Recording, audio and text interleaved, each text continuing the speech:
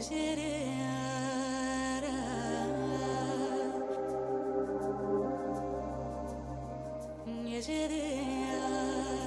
madres de familia, somos padres que trabajamos muy duro todos los días, somos abuelos que guardamos muchos recuerdos. Nos imaginamos que ustedes son iguales a nosotros, con corazones que palpitan, con ojos que aprecian la belleza del mundo que les rodea, con pies que caminan en el mismo planeta como nosotros. Queremos compartir una historia que ustedes deben saber. Sucedió en una región que se llama Amazonía Ecuatoriana hace casi 50 años. Teníamos agua limpia, alimento sano, plantas medicinales para curar las enfermedades, es decir, vivíamos en armonía con la naturaleza y la dignidad. Bonjour, je voudrais introduire mon ami Claudio qui vient de l'Amazonie et qui a un message assez important de vous laisser à travers les forêts tropicales en Amazonie.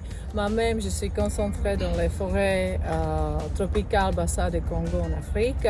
Donc il a une liaison et on voulait parler des changements climatiques et de l'avenir de la race humaine.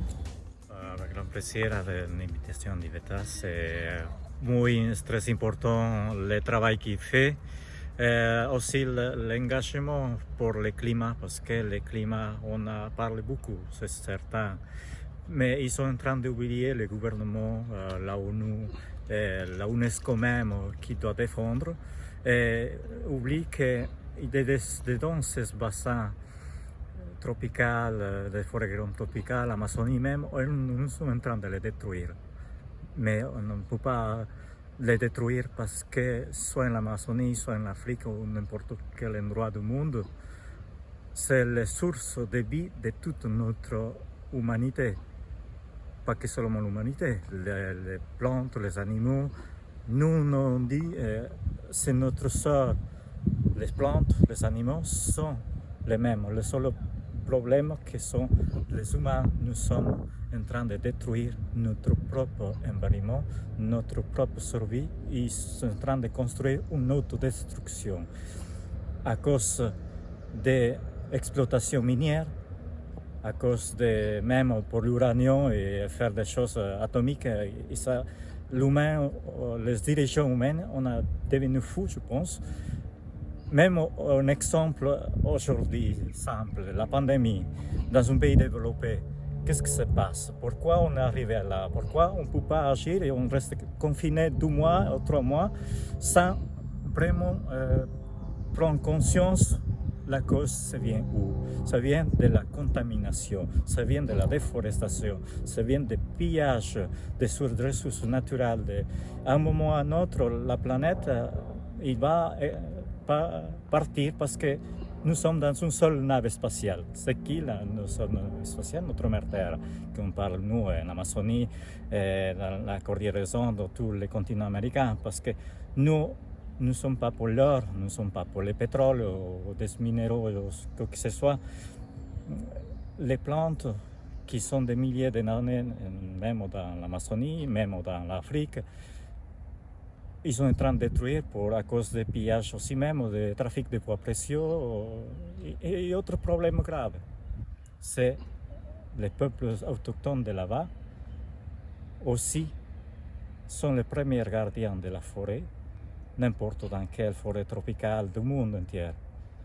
C'est eux qui doivent soutenir vraiment à pouvoir reforester ce qu'aujourd'hui ils sont en train de brûler, en train de piller. Parce que sans ça, nous, on est dans la déclive totale, parce qu'après, on ne peut pas continuer ça.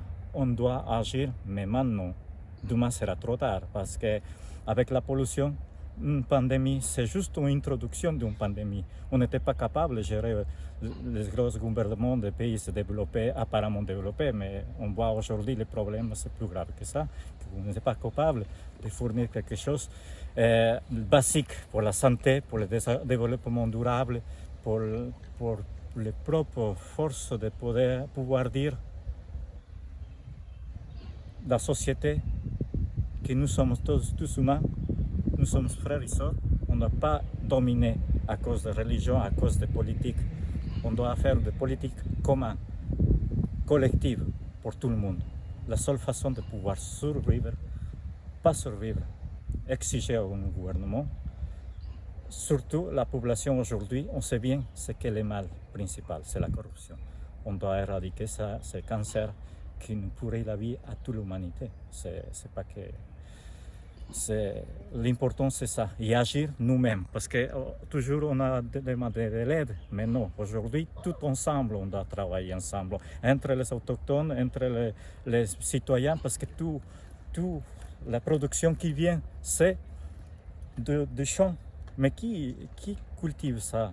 Les peuples, les paysans, mais si on ne respecte pas, si on essaye de brûler et tout à cause des chimiques, ça ne va pas du tout parce que la mère terre ne supportera plus des choses modifiées, des choses barbares. On peut dire, on n'est pas dans une ère pour une autodestruction. On doit aujourd'hui, on doit dire stop, on doit reprendre à zéro si c'est nécessaire et continuer à faire le nécessaire pour ne pas tomber dans la même situation aujourd'hui. Mais ça tombe dans la population qu'on doit élire les gouvernements, mais pour agir et travailler ensemble. Pas... Par exemple, qu'est-ce qui s'est passé? Une chose que je veux dire, le changement climatique. On a dit que c'est un texte magnifique. Oui, c'est resté un texte, mais ce n'est pas un texte contraignant. Vraiment, la ONU, la UNESCO et la Convention de la biodiversité biologique, ils doivent faire un texte vraiment contraignant qu'aucun État, sauf, disons, qu'il change un gouvernement, il doit sortir. Non, ce n'est pas possible.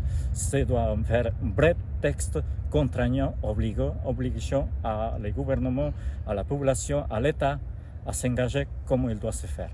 Sinon, ce n'est pas la peine de continuer une médiocrité comme ça. Ce n'est pas possible. Merci.